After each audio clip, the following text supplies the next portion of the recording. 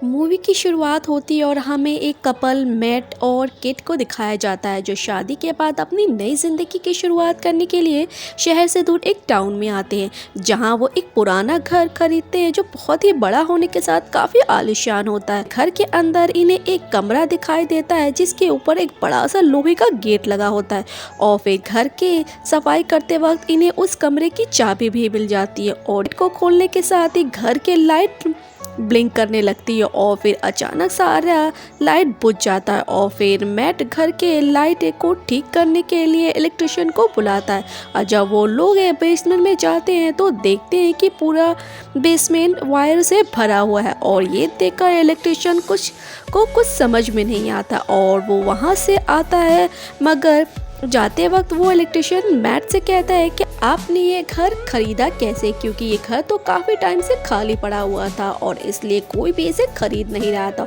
और फिर इलेक्ट्रिशियन बताता है कि कुछ साल पहले यहाँ पर मर्डर हो गया था जिसकी वजह से कोई भी ये घर खरीदना नहीं चाहता था। और अब उस इलेक्ट्रिशियन के जाने के बाद वो लोग इस मर्डर के बारे में इंटरनेट पर सर्च करते हैं और उसे पता चलता है कि जिस आदमी का मर्डर किया गया था उसका नाम जॉन था और वो एक मेंटल असाइनमेंट में है और वो ये सब देखकर काफ़ी परेशान हो जाता है। फिर वो एक शराब की बोतल लेकर उस लोहे वाले दरवाजे के पास जाकर बैठ जाता है और शराब पीने के बाद वो विश मांगता है कि काश उसके पास एक और शराब की बोतल आ जाए और फिर लाइट ब्लिंक करने लगता है और इसके सामने एक और शराब की बोतल आ जाती है जिसे देखकर वो काफ़ी ज़्यादा डर जाता है और सोचता है कि ये आखिर कैसे हो गया। और फिर केट मैट को ढूंढते हुए रूम में आती है तो वो देखती है कि उस रूम में बहुत सारी महंगी पेंटिंग पड़ी हुई है और केट ये सब देखकर हैरान हो जाती है और फिर वो मैक से पूछती है कि ये सब कहाँ से आया और वो उसके बात का कोई भी नहीं जवाब देता और उसे एक विश मांगने के लिए कहता है और कैट को ये सब मजाक लग रहा था और वो मजाक में $1 मिलियन मांग लेती है और विश मांगने के साथ ही उसके पास $1 मिलियन आ जाता है और जिसे देखकर वो दोनों शॉक्ड हो जाते हैं और अब इन्हें लगने लगा है कि ये रूम शायद इनकी सभी विशेष को पूरा कर सकता है और इसलिए वो एक एक करके इस रूम से ढेर सारे विशेष मांगने लगते हैं जैसे खाना, शराब, पैसे और भी बहुत कुछ। और वो लोग इतना लालची हो जाते हैं कि वो विशेष मांगते रहते हैं और फिर कुछ दिनों में इनका मन इन सब चीज़ों से भर जाता है और फिर केट धीरे धीरे डिप्रेशन में जाने लगती है और इसकी ऐसी हालत देखकर मैक कहता है कि हमें बच्चे के साथ अपनी फैमिली स्टार्ट करनी चाहिए और मैक की बात सुनकर केट गुस्से में आ जाती है और कहती है कि हमने पहले भी 2 बार बच्चे के लिए ट्राई किया था और दोनों बार बच्चे की पेट में ही मौत हो गई थी और ये कहकर वो गुस्से से वहाँ से चली जाती है। फिर थोड़ी देर के बाद केट को मनाने के लिए जाता है तो वो देखता है कि केट एक बच्चे के साथ खेल रही होती है जिसे उसने विशिंग रूम से मांगा हुआ था और ये देखकर मैक बहुत गुस्सा हो जाता है और केट से कहता है कि ये बच्चा हमारा नहीं है और इसे तुम वहाँ जहाँ से लेकर आई है वहीं छोड़ा। और अब जैसे ही वो उस बच्चे को रूम में लेकर जाती है और इन्हें दोनों में से कोई भी इस बच्चे को वापस देने की विश नहीं मांग पाता और वो दोनों इस बच्चे को अपने पास ही रखने का फैसला करते हैं। फिर मैक सोचता है कि उसे पहले उसे आदमी से मिलना होगा और वो उस आदमी जॉन से मिलने के लिए मेंटल असाइनमेंट में जाता है और वहाँ पर वो जॉन से उस रूम के बारे में पूछता है। पहले तो वो जॉन उसे कोई भी जवाब नहीं देता और फिर कहता है कि जितना जल्दी हो सके उस घर को छोड़कर चले जाओ वरना तुम्हारे लालच तुम्हें मार डालेगी। और मैक उसके बात पर ज़्यादा ध्यान नहीं देता और वहाँ से चला जाता है। और फिर रास्ते में मैक अपनी कार में पेट्रोल डलवाता है और जब पैसा देने के लिए अपनी जेब में हाथ डालता है तो वो देखता है कि वो पैसे जिसे उसने विशिंग रूम से उठाए थे वो राख में बदल गए और ये देखकर वो शॉक्ड हो जाता है और वहाँ से घर आकर विशिंग रूम में जाता है और वहाँ पर पड़े पैसे उठाकर वो बाहर खिड़की से फेंक देता है और वो देखते देखते वो पैसे राख में बदलकर गायब हो जाते हैं। देखकर वो सोच में पड़ जाता है और सारे घर की दीवारों को तोड़ना शुरू कर देता है। तभी वो देखता है कि पूरे घर में सिर्फ तार ही तार है और फिर हम देखते हैं कि केट सैम को लेकर बाहर घूमने के लिए जाती है और तभी वहाँ पर मैक आ जाता है, उसे बाहर जाने से मना कर देता है मगर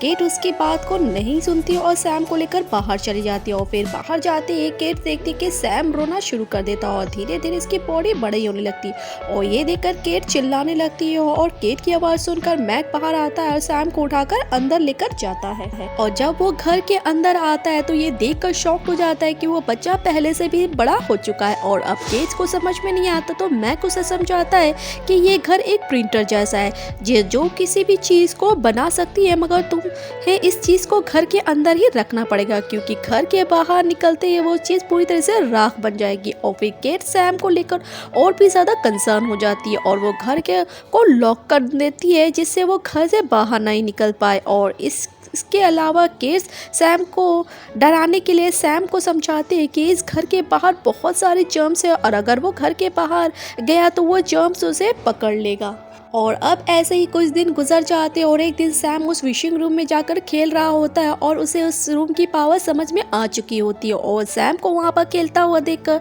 मैट उस पर बहुत ज़्यादा गुस्सा होता है और उसे डांटने लगता है। सैम से फ़ोन ले लेता है और जॉन से बातें करने लगता है। और जॉन मैक से कहता है कि अगर तुमने वो गलती कर ली है, और वो उससे पूछता है कि अगर तुम उस बच्चे की बढ़ती उम्र को रोकना चाहते हो तो हमें क्या करना चाहिए, जिस पर जॉन उसे बताता है कि जिसने भी उस बच्चे को मांगा है उसे मरना पड़ेगा और इसके बाद ही बच्चा घर के बाहर भी जिंदा रह सकता है। और जॉन की बात सुनकर मैक पूछता है कि तुम्हें कैसे पता ये सब, तो जॉन बताता है कि मैं भी ऐसा ही बच्चा हूँ और मुझे जिंदा रखने के लिए उसकी माँ ने अपने पति को मार डाला था और उसके बाद उसने भी खुद को भी गोली मार लिया था, तभी अभी तक मैं जिंदा हूँ। ये सब बातें केट सुन लेती है और सैम को बचाने के लिए खुद को मारने का फैसला करती है। और फिर थोड़ी देर के बाद वो खुद को संभाल लेती है और घर वापस आ जाती है। और रात को मैट और केट इंटीमेट होते हैं और सब कुछ चुपके चुपके सैम देख रहा होता है। और फिर हम देखते हैं कि सैम को मैट और केट का करीब आना पसंद नहीं आता।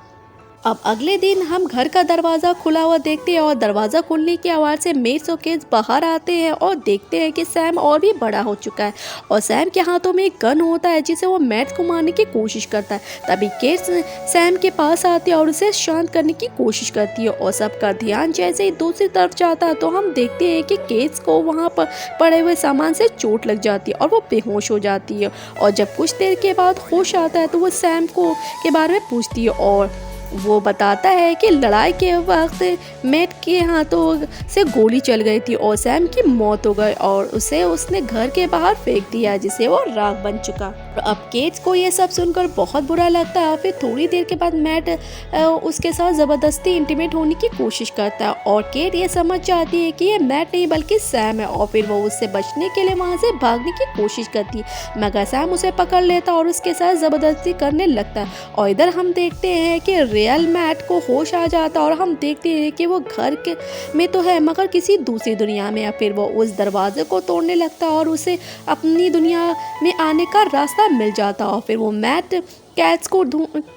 से बचाने के लिए उसके पास जाता और उसे देखकर सैम उसे बचने की कोशिश करता है, मगर मैट उसे पकड़कर उसे घर के बाहर निकाल देता और घर के बाहर जाते ही सैम की उम्र तेज़ी से बढ़ने लगती है और वो खुद को बचाने के लिए वापस घर के अंदर आने की कोशिश करता है, मगर घर के दरवाज़ा की अंदर से कैट बंद कर देती है और फिर वो देखते ही देखते कुछ ही वक्त में बूढ़ा होकर मर जाता है और राख में बदल जाता। और इसी के साथ इस मूवी का यहीं पर एंड हो जाता है। Thank you for the watching.